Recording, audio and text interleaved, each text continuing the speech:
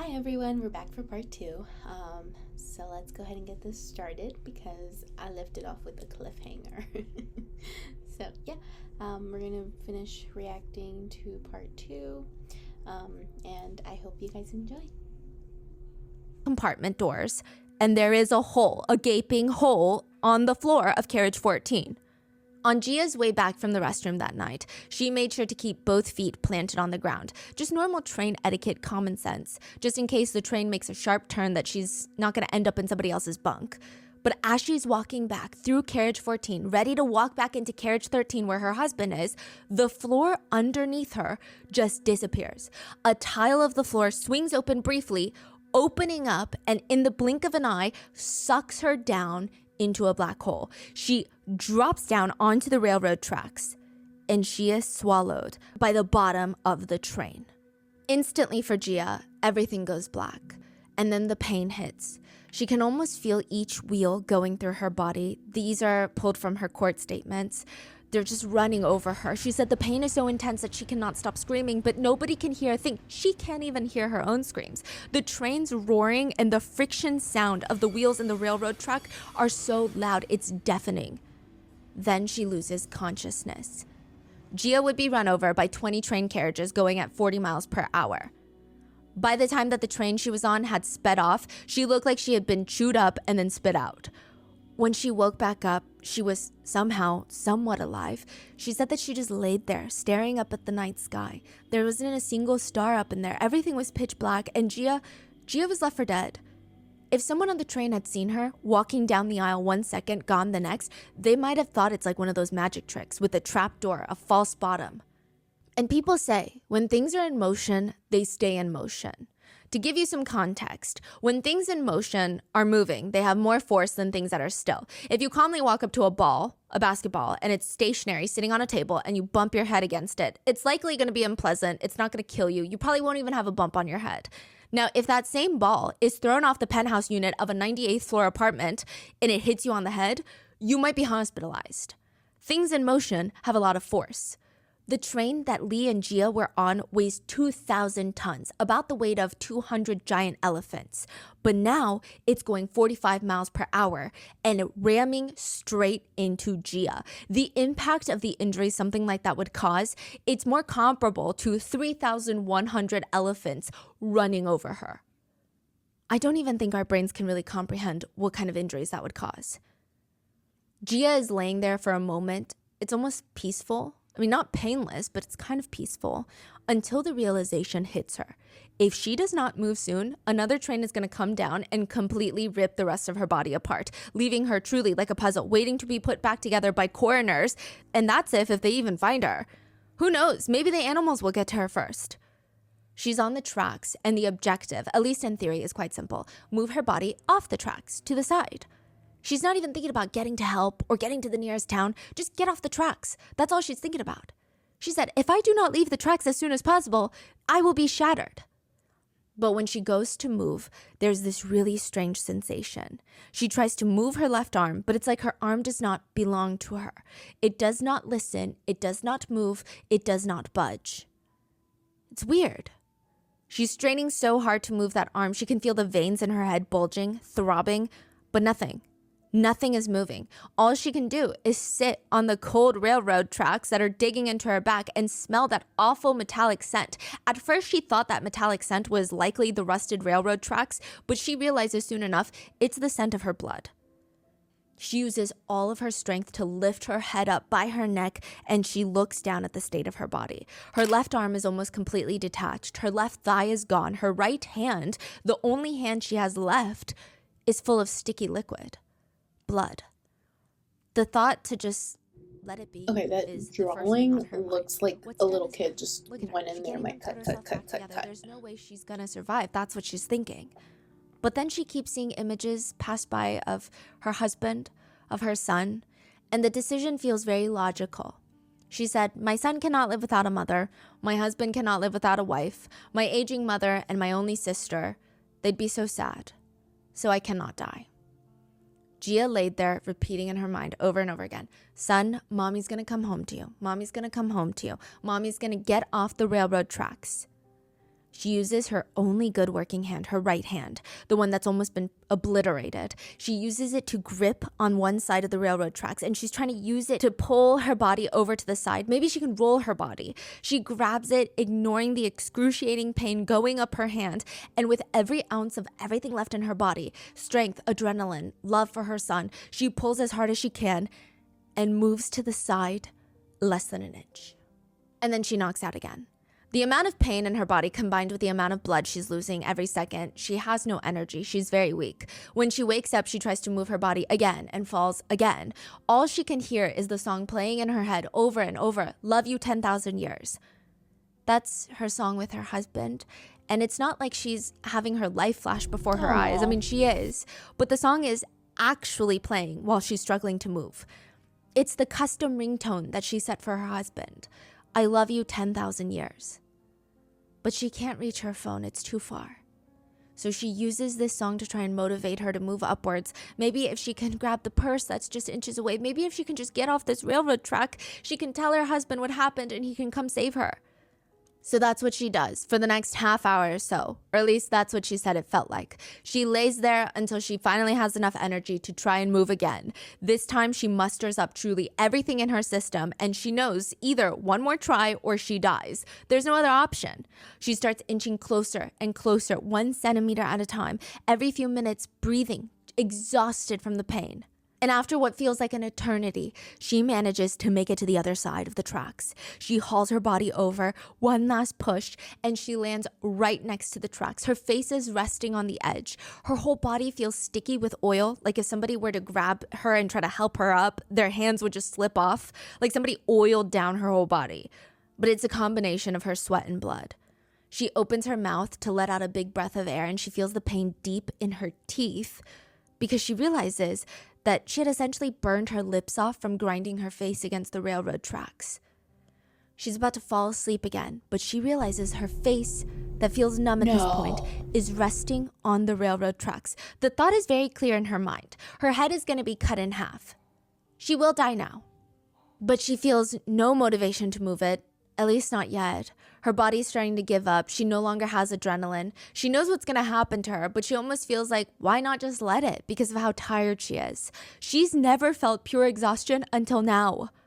After laying there, she decides she has to try, and she musters up every last bit of strength and moves her face off the track, just inches away, but at least this time, her face won't be sliced in half.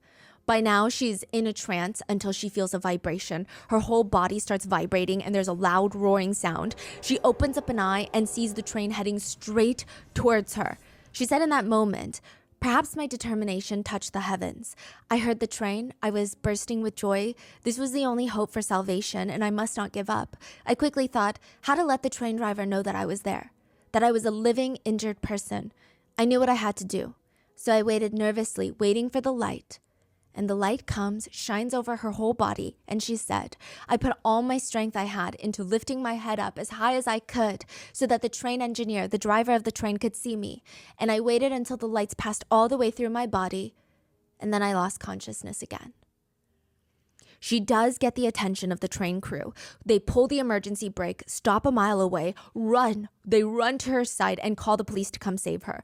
The police initially did not know how to even help her. They didn't even have a stretcher to bring her to the car. So they did what they could. They ripped a door off from their police station, literally ripped it from the hinges, ran back to Gia and used that as a stretcher. They gently placed her on, placed all of her severed limbs onto the doorframe and started running as fast as they could to their cars and eventually drove her to the hospital.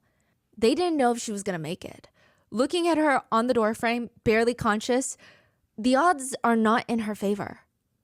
NASA did a study forcing test subjects to lie in a bed for 3 months at a time. Well, not forcing, but have them lay in a bed for 3 months so that they could learn about bone and muscle atrophy in space. And by the end of the 90 days, most healthy participants could not walk. They had to be slowly lifted vertically, and even sitting up, the blood pressure cuffs hanging off their arms, they had to lay back down. Even just sitting at 90 degrees was too much.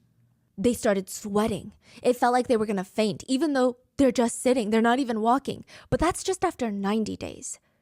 Gia had to lay in that hospital bed for 190 days, and she was fighting, actively dying. She was not even a healthy participant in a NASA study. The entire time, her body is failing.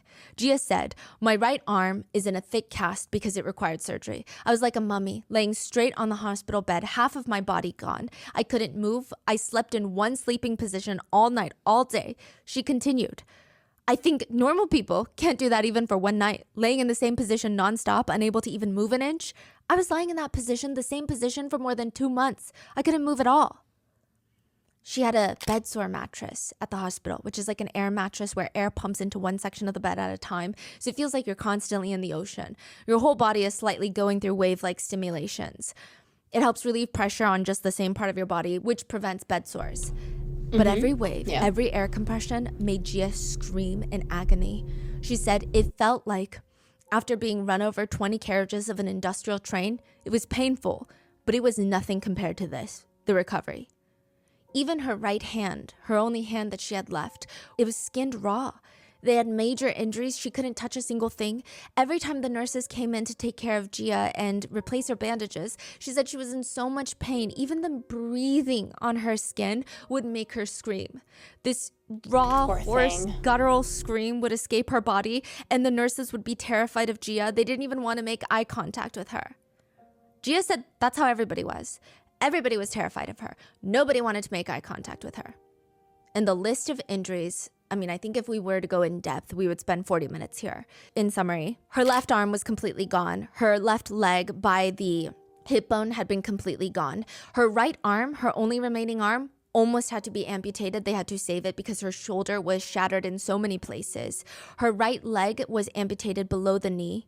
She had injuries to her head. In one part of her head, her scalp was essentially peeled off and her skull exposed. She lost an alarming amount of blood. She lost almost half of the blood in her body.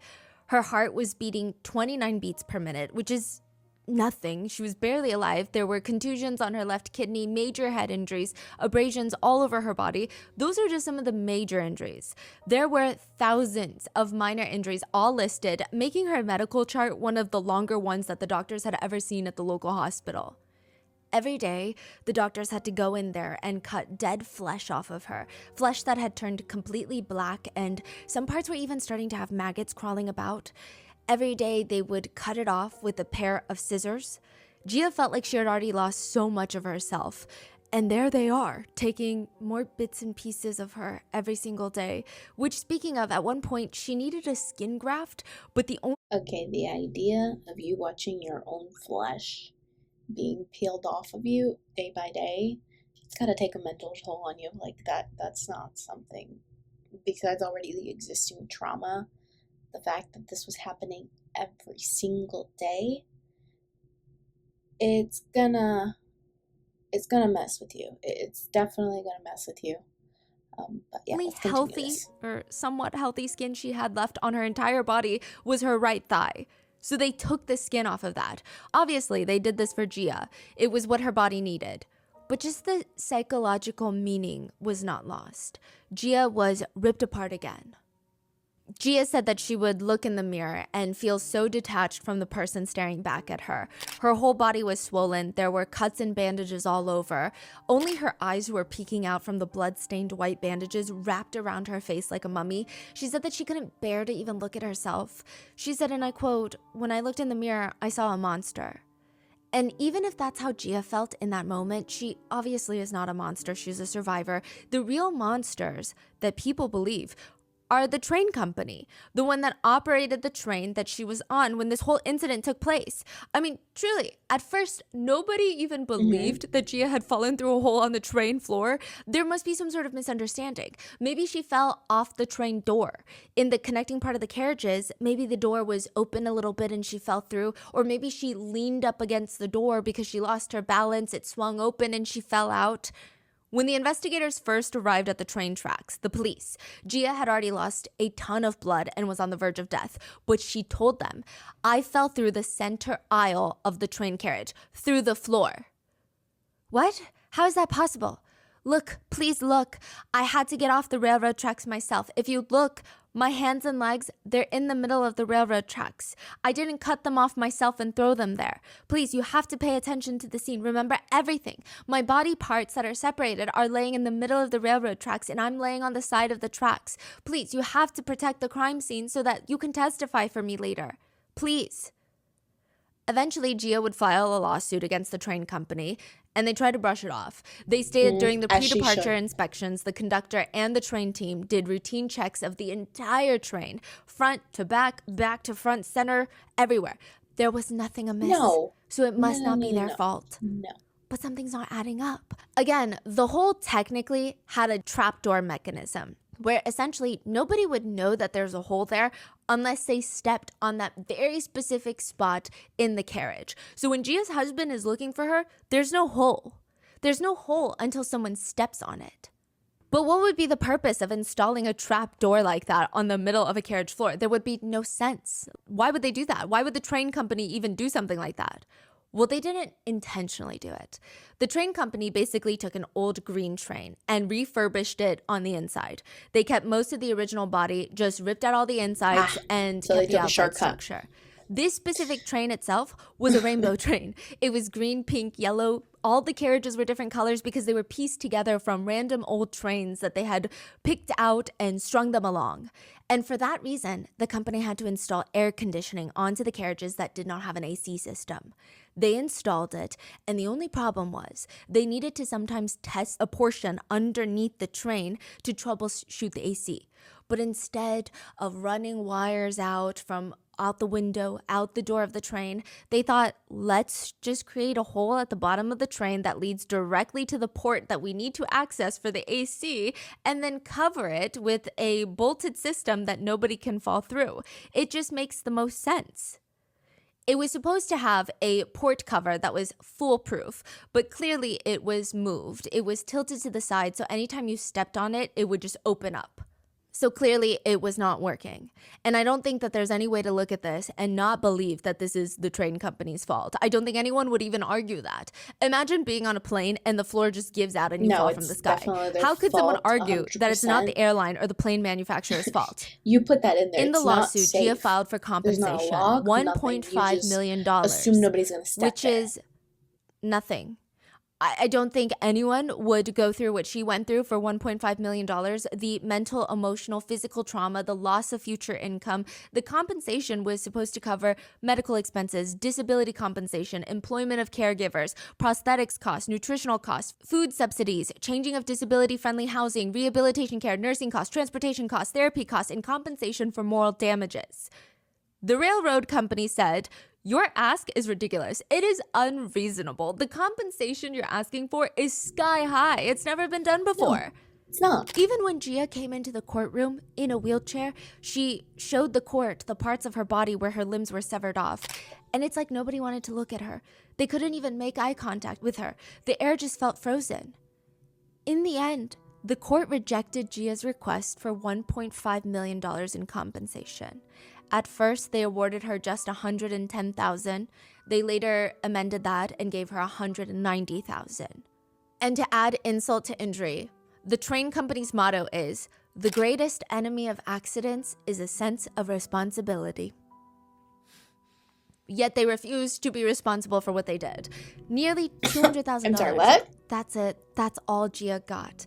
She said physically, she felt as if for months in recovery, almost at least fully a year, really. Oh, this is she felt like she was being headache. tortured nonstop, like the ancient times. Those types of torture tactics, that's what she felt. That's just the physical. Psychologically, the damage was immeasurable.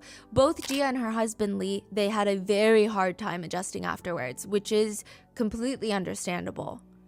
Their lives changed overnight. The abruptness is what they really struggled with. Lee said he just couldn't understand how his wife had been so healthy a few hours ago, and now she's not. Now she can't brush her hair, get dressed. She can't even support the weight of her own body. She can't use the restroom when she wants.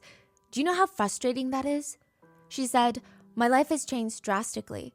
I cannot take care of my own life. I have to ask for help for everything. I have no way of getting up, lying down by myself, going to the toilet by myself, washing my face, brushing my teeth, taking a bath by myself, eating by myself.